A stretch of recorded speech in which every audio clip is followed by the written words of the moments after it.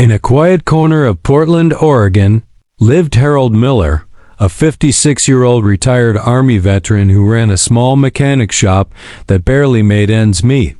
He wasn't in it for the money. After losing his wife to cancer and retiring from the Army, Harold found solace in fixing broken things: bikes, old radios, abandoned wheelchairs. That rainy Tuesday afternoon, as he packed up for the day, a sleek black SUV pulled up to his garage. From it stepped a sharply dressed woman in heels, clearly not from around the neighborhood. Her name was Olivia Monroe, one of the richest tech CEOs in the country. But she didn't come with cameras or fanfare. She carried a broken pink wheelchair with shaky hands and asked, "Can you fix this?" No one else could. Behind her stood a little girl, silent, fragile, and in a hoodie too big for her frame. Her eyes met Harold's with quiet desperation. Paragraph 2, 150 words. Harold knelt beside the wheelchair, inspecting it with practiced eyes. Motors burned out. "Someone installed the wrong controller too," he muttered. Olivia checked her watch, tense. "Can it be done today?" Harold nodded. "Give me a few hours." As he worked, the little girl sat silently on a wooden stool. Harold finally asked gently, "What's your name, sweetheart?" She looked up but said nothing. Olivia answered, "Her name's Emma." Moments later, Emma whispered softly, "Thank you." The words stunned Olivia. She turned slowly, her eyes wide. "You spoke?" she asked, visibly shaken. Emma shrank into her seat. Harold noticed the girl's discomfort and Olivia's nervous reaction. As the repair went on, Harold kept noticing small signs: a bruise on Emma's wrist, her silence around her mother, and the way she only smiled when Olivia wasn't looking. Something was off. When Harold handed over the repaired chair, Emma threw her arms around him. And then she whispered, "Can I stop paragraph 3, 150 words?" The garage went silent. Olivia stepped forward quickly, her voice stern. "Emma, don't say things like that."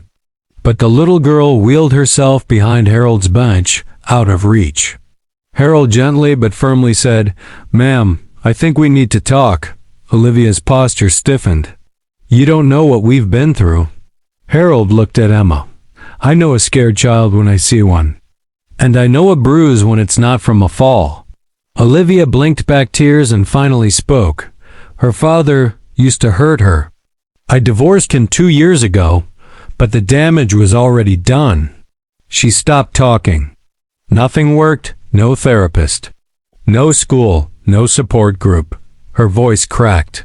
"I kept her in private care, under control, maybe too much control." Harold knelt beside Emma. "She doesn't need control.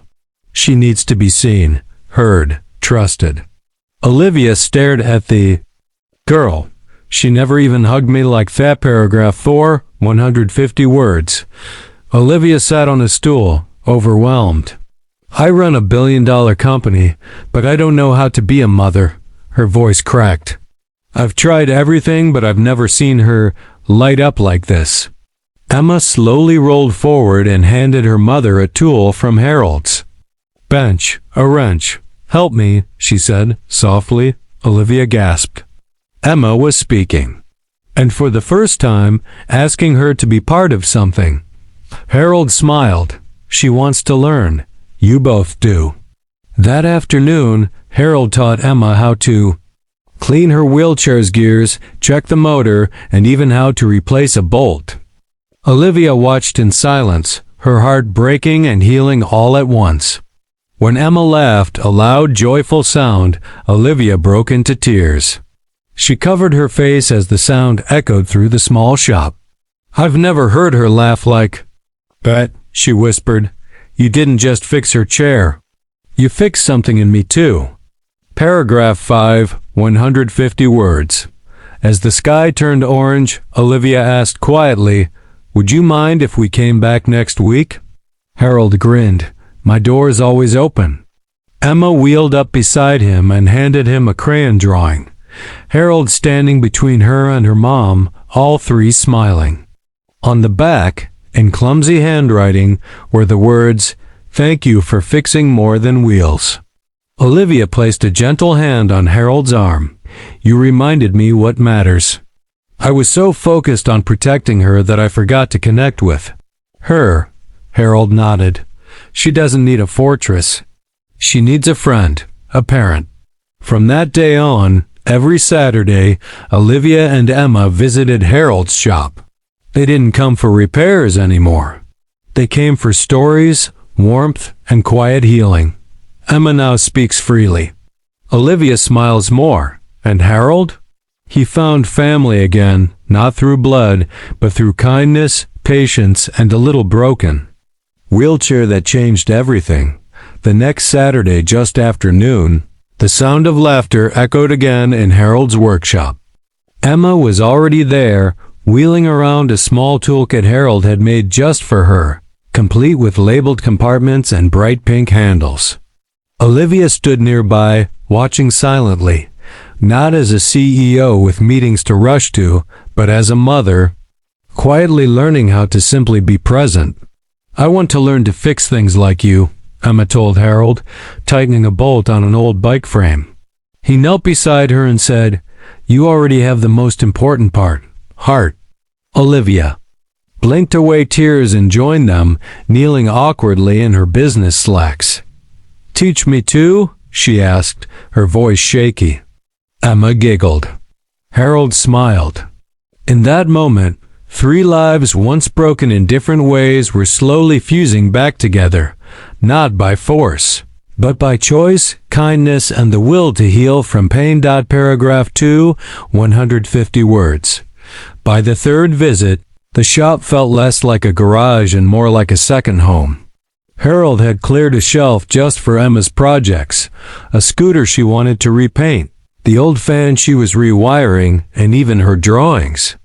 Each tool she used was marked with a sticker, "Emma's touch only." Olivia brought homemade lemonade, her blazer long replaced with a hoodie. "I've canceled all my Saturday meetings," she told Harold. "I didn't realize how much I needed this too." One afternoon, Emma wheeled in wearing a helmet and holding a photo. "Can we build something that big?" she asked. It was a picture of a three-wheeled minicart she had seen online. "I want to ride this." Harold lit up. "Then that's what we'll do." That project, which would take weeks, was no longer about mobility. It was about confidence, capability, and a girl finally feeling seen for her dreams. Paragraph 3, 150 words. As the cart building project began, word spread. A local journalist who'd once covered Olivia Munro's tech empire showed up, confused to find the CEO in jeans, covered in grease, sanding wood alongside a little girl. "No comment," Olivia laughed. "This is just family." The story still made it to the local paper, titled "Billionaire Mom Saturdays at a Mechanic's Garage, a Story of Healing." Olivia wasn't upset. In fact, she framed the article and gave it to Harold. "This story matters more than anything. We built at my company," she told him.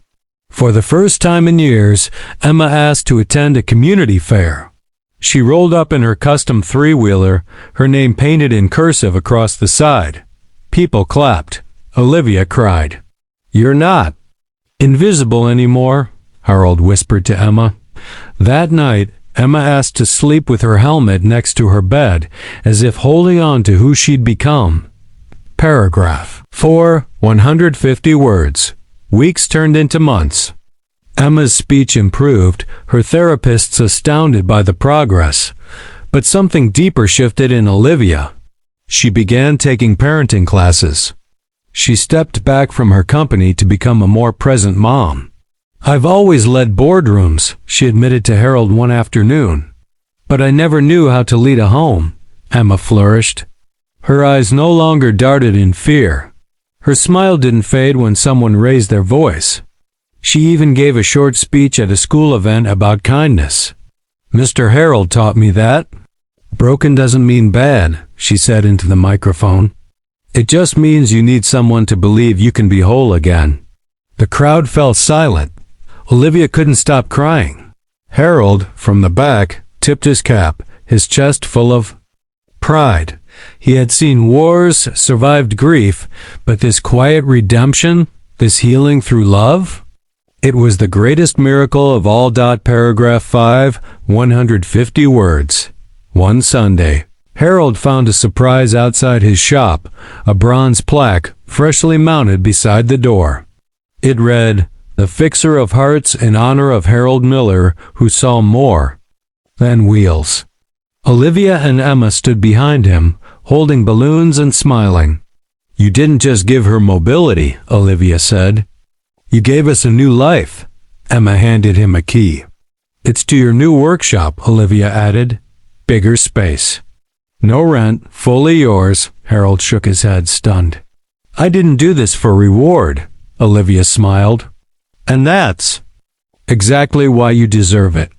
Emma wheeled up beside him and whispered, "Can we build something for other kids too?" Harold crouched down and said, "You lead the way." That day, the three of them launched a small non-profit from Harold's garage, fixing, building, and gifting custom wheelchairs to children in need. They called it Emma's Wheels. The girl, once silent, now led the charge. Paragraph 6, 150 words. Today, Emma's Wheels is one of the most respected local foundations in Oregon. Every month, Harold and Emma present a new chair to a child who thought they'd been forgotten. Olivia funds it entirely but lets Emma run the ideas. "You're the heart," she says. Harold is still there, hands oily, voice steady. But now, his workbench carries something new, a photo of Emma on the cart they built, her arms raised in victory. Beneath it is the original drawing she gave him, laminated and sacred. In the corner of the shop, there's a little wooden sign. That reads, "Broken things become beautiful when held with care." The billionaire mother, the silent child, and the widowed mechanic, none of them knew they were broken until they found each other. And together, they discovered that sometimes healing doesn't begin in hospitals or therapy. Sometimes it begins in an old garage, with one man who still believes in fixing the unfixable.